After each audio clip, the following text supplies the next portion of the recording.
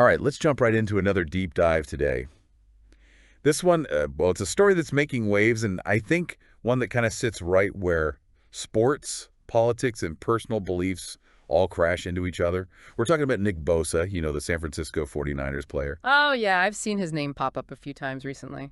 It's all about, well, it's about a celebration that ruffled some feathers and a pretty big fine that followed from the NFL. Sounds like it could get interesting. What exactly happened? So picture this.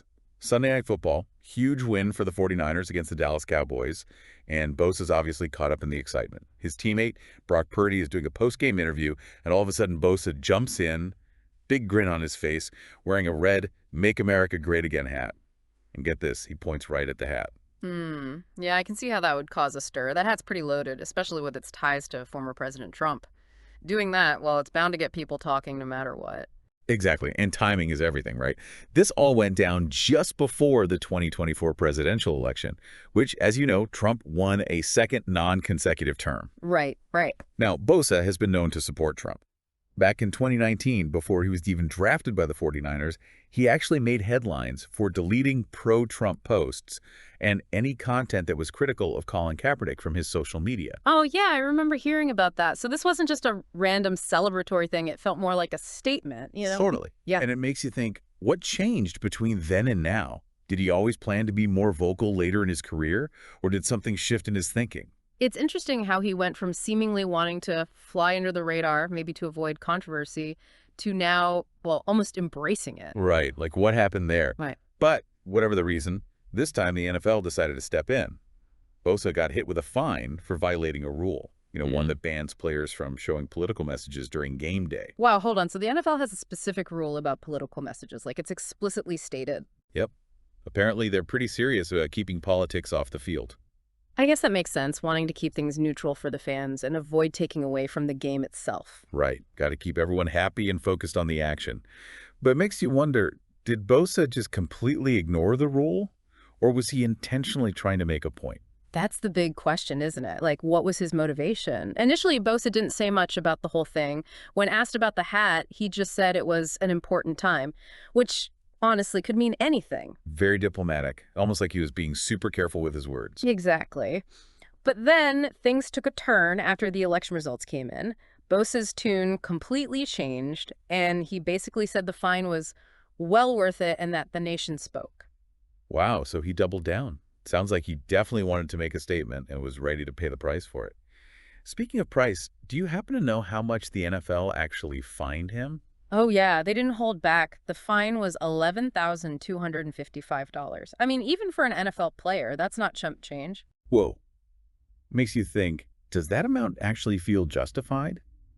Like, is it enough to make other players think twice before doing something similar? That's a really good question.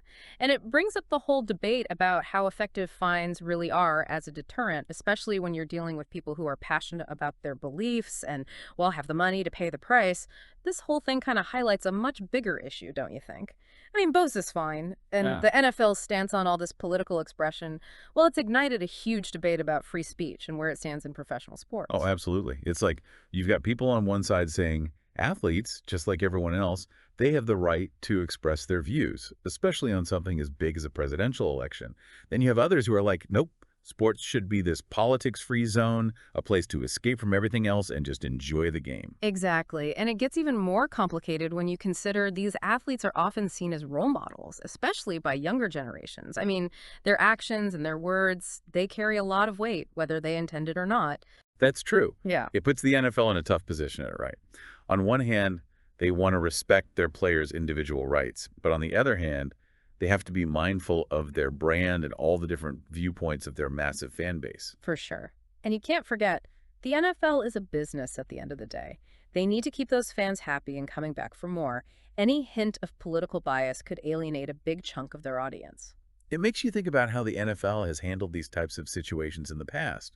Like, remember Colin Kaepernick kneeling during the national anthem to protest racial injustice? That caused a huge uproar. and the NFL was under immense pressure from all sides. It's a prime example of how these things can become, well, like lightning rods for these bigger societal debates.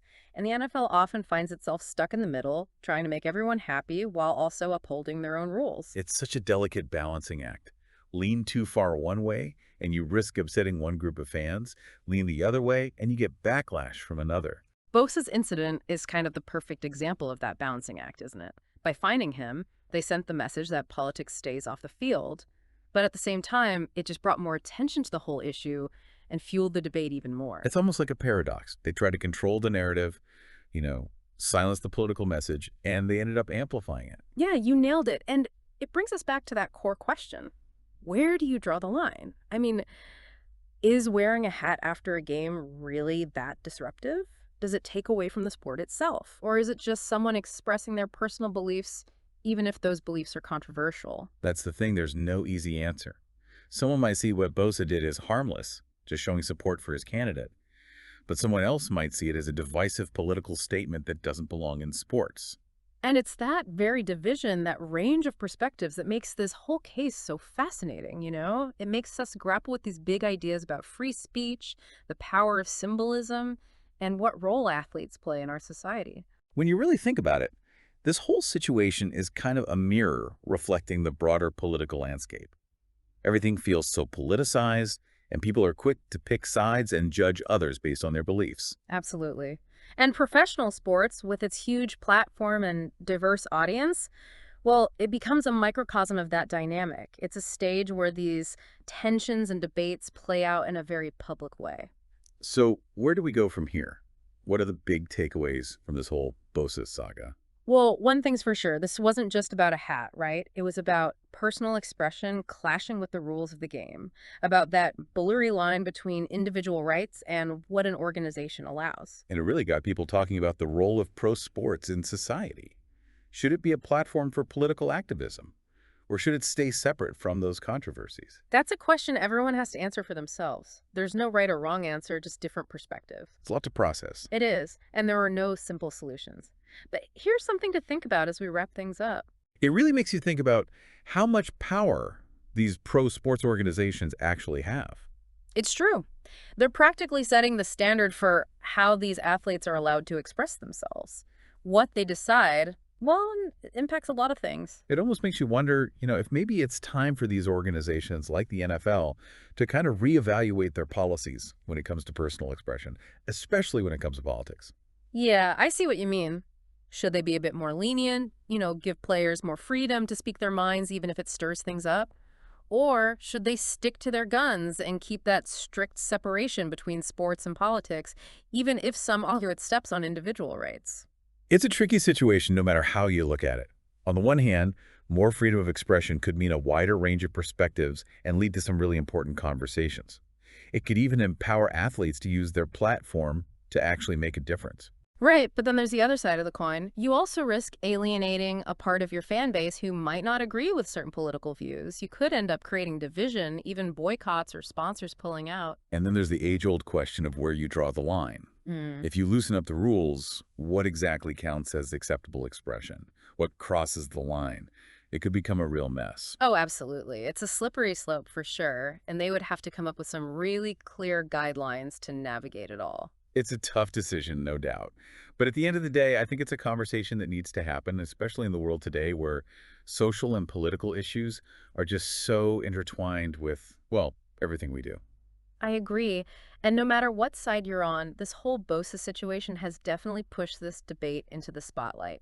It makes us think about sports, politics, and free speech in a way we maybe haven't before. It's wild, isn't it? Even something as simple as wearing a hat can trigger such a layered and complex discussion. And sometimes those tough questions are the ones that don't have any easy answers. Well said. I think that about wraps up this deep dive for us. Until next time, keep those questions coming, keep digging deeper, and as always, keep diving into these important conversations. And don't forget, it's okay to have different perspectives. That's what makes the world and these deep dives so interesting.